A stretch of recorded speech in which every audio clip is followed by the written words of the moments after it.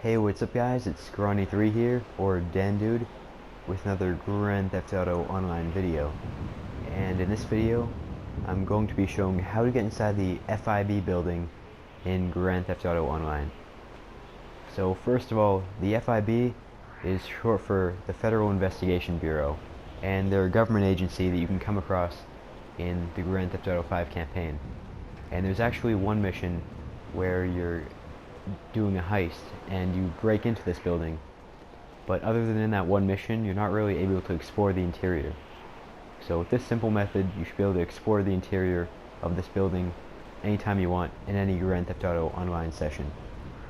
So the first thing you'll need is a Cargobob, and if you haven't already purchased one or you don't have one, the closest place from here to find a Cargobob is actually right down the street at this hospital.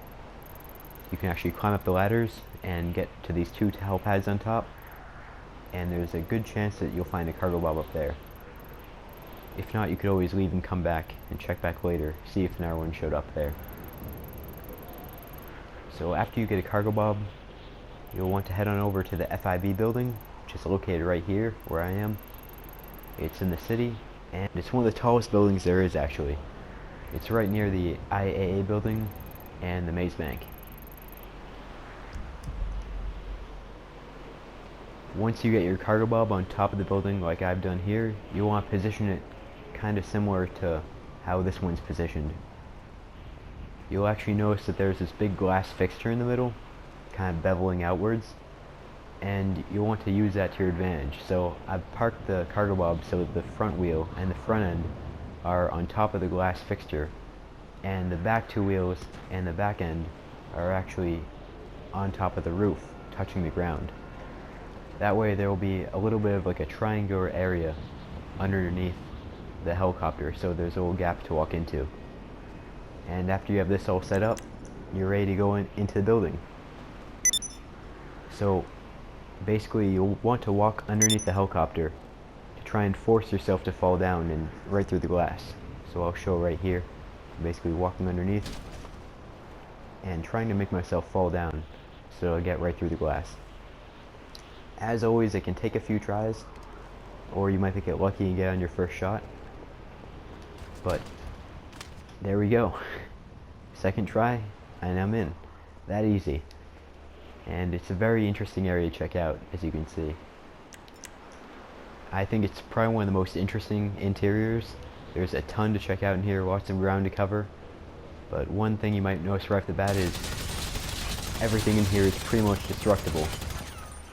So you can shoot through all this glass, and it's like any other area in Grand Theft Auto Online in that way. You can shoot things, destroy things, which makes it kind of a shame that it's not really normally accessible, and you have to get in through other means, but that's why it's good that there is this method to get into here.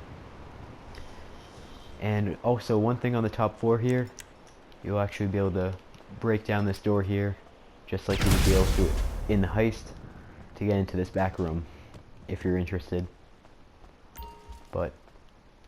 And you can actually access the computer if you want to. But other than that, I'm going to move on to the other floors. So this floor alone is already a large area, but there's other floors to explore as well. And you'll notice on the map that you can actually see the light gray area is where you'll be able to walk around in. If you get lost, you can just follow that. But I'm going to go down the stairwell here, and this is the next floor you'll be able to go into, 452, but I'm just going to come back to that real quick because that's a much larger area than the one I'm heading to down here.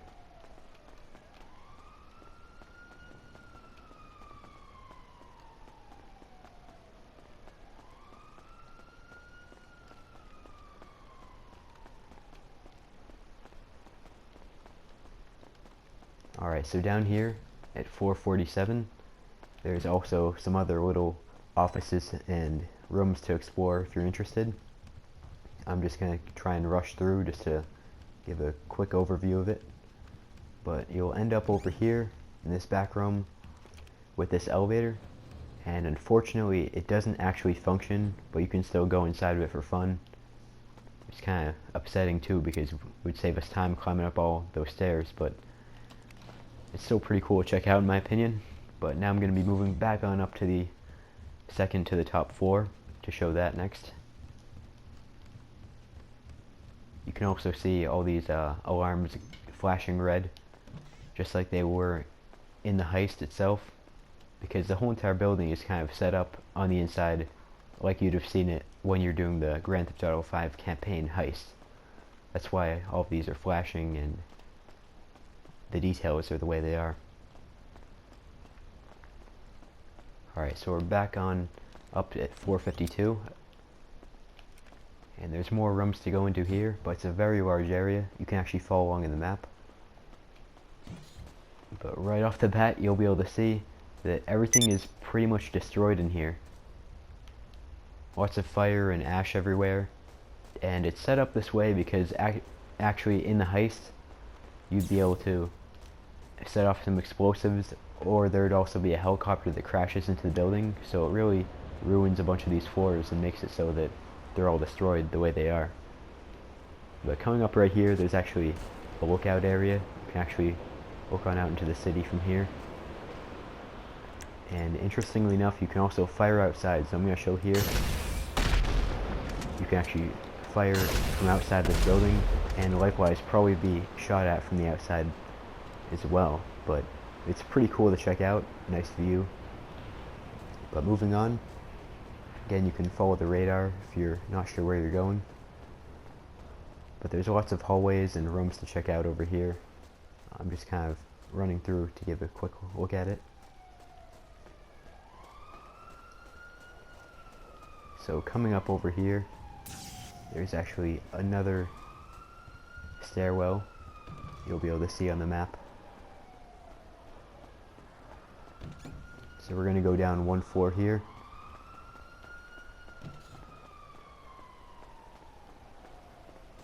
And over here there's actually another view of the city, so another open area. And one thing to point out, be careful right here because you can actually fall right out this window if you're not careful. So make sure you have a parachute ready if you're going to go skydiving. But again, you can fire out of here, just like the last area we were at.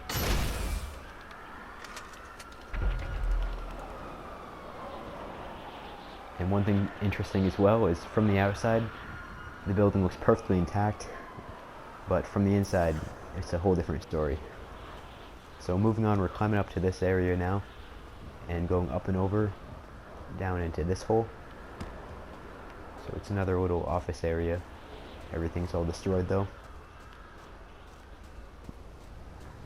And coming up down this corridor is actually right near the end. So right up here, it actually ends with these two elevators. So normally in the heist you'd be able to rappel down this elevator, but here you can see there's nothing we can do here, and it actually ends off as just an empty elevator shaft. So I would be careful if you're going to jump down that elevator shaft, but that's pretty much it for the FIB building. It's the last area you can explore. Again, I think it's a very interesting area to check out. Definitely worth it if you got some free time in Grand Theft Auto Online.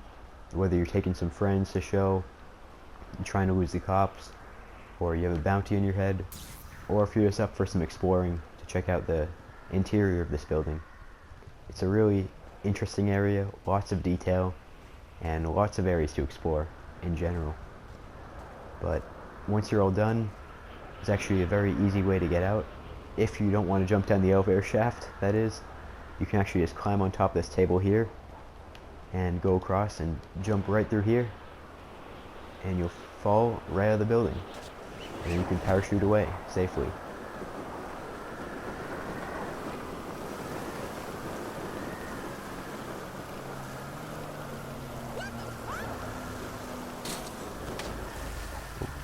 But that's pretty much it. Again, that was the interior of the FIB building.